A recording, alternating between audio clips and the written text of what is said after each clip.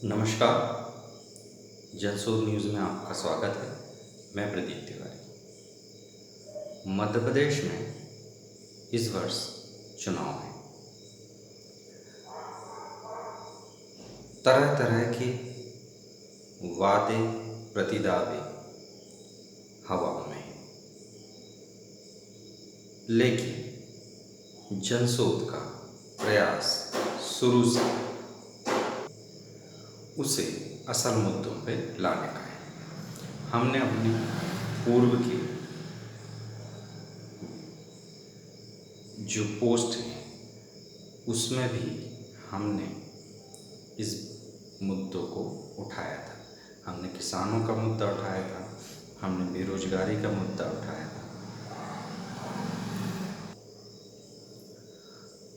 हमने व्यवस्थागत मुद्दे उठाए थे। जनशोध की सोच है कि जो चुनाव है वो इन मुद्दों के आधार पर होना चाहिए। किसानों के लिए किसने कितना किया, क्या परिणाम आए।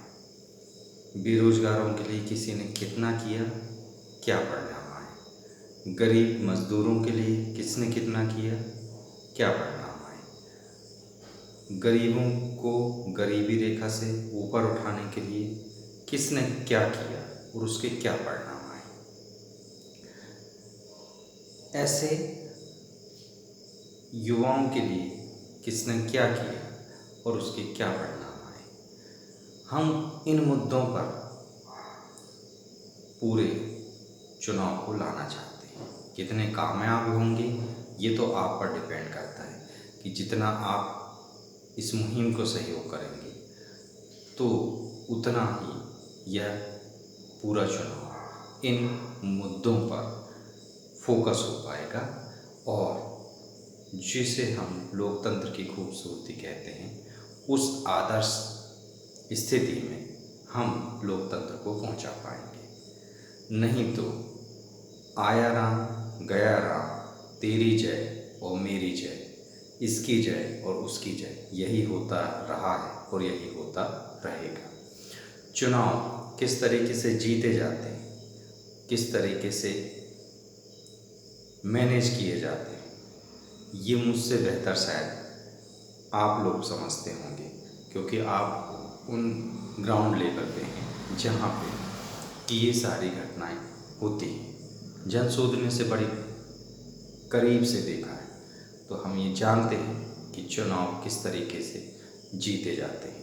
मुद्दों पे भी इसमें ज़रूर बातें होती हैं, मगर इसके अन्यत्र भी बहुत सी चीज़ें होती हैं।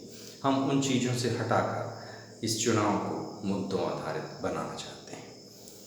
आज हम बात करेंगे मध्य प्रदेश में व्यापारी वर्ग और इस सेक्टर में एमएसएमई की क्या दशा है। बाकी जो कंपनियां हैं उन्होंने यहाँ लगभग कितनी कंपनियां आई हैं। मध्य प्रदेश सरकार ने क्या उसमें नया किया है। मध्य प्रदेश में एक सर्वे का डाटा कहता है कि जो मध्य प्रदेश में है 17,48,000 के करीब कंपनियां वर्तमान में छोटी बड़ी कार्यरत है। इसके अलावा जो एमएसएमई का रजिस्ट्रेशन है वो खुद गवर्नमेंट की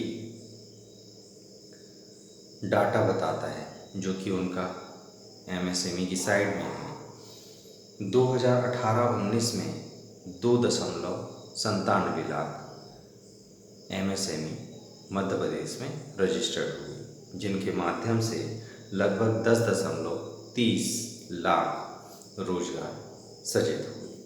इसी तरीके से 19-20 में 2.88 लाख और कुल 9,94,000 उससे बेनिफिटेड हुए, यानी उन्हें रोजगार मिला।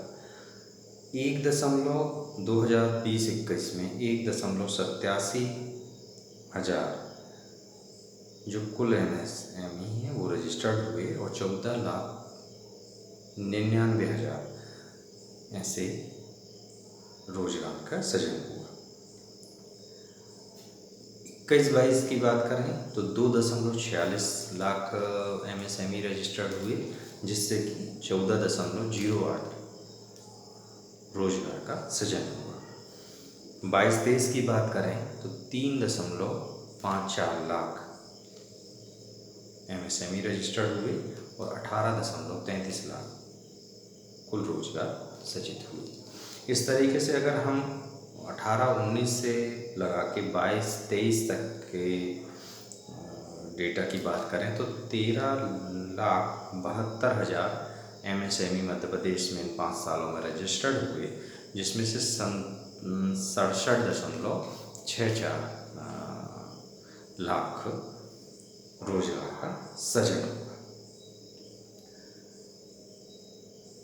स्थिति को देखते हुए ही स्पष्ट हो जाता है कि MSME की मध्य प्रदेश में क्या स्थिति है। कमोबेश अन्य बड़े उद्योगों की भी यही स्थिति है, जहां व्यापारी वर्ग अलग अलग चीज़ों से परेशान है, जिसमें GST है, अधोसंरचना विकास है, रॉ मटेरियल की अवेलेबिलिटी है, और जो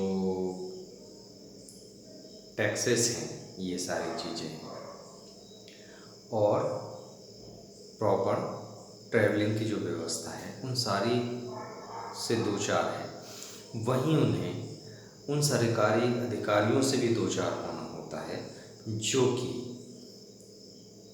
इनके सहयोगी होना चाहिए, परंतु वो एक प्रकार से अलग ही ड्यूटी, अलग ही चीज़ों के लिए निभा रहे होते हैं।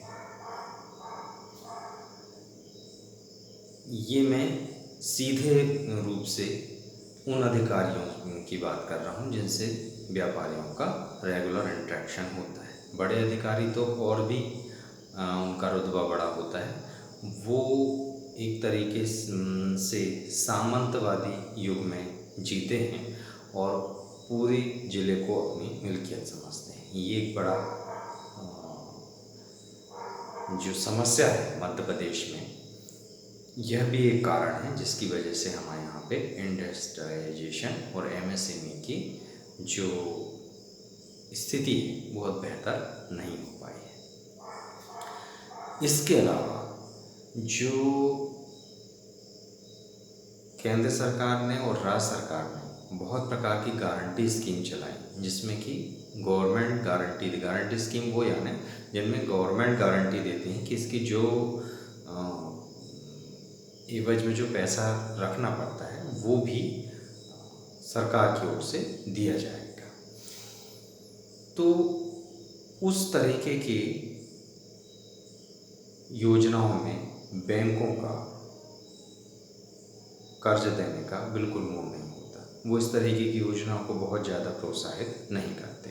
केंद्र सरकार कितने भी दावे करते रहे, राज्य सरकार कितने भी दावे करते रहे, मगर ज़मीनी हकीकत यही है कि इस तरीके की योजनाओं को खुद बैंक दरकिनार कर देते हैं, और ये सरकारी महकमा भी बहुत बेहतर तरीके से जानता है।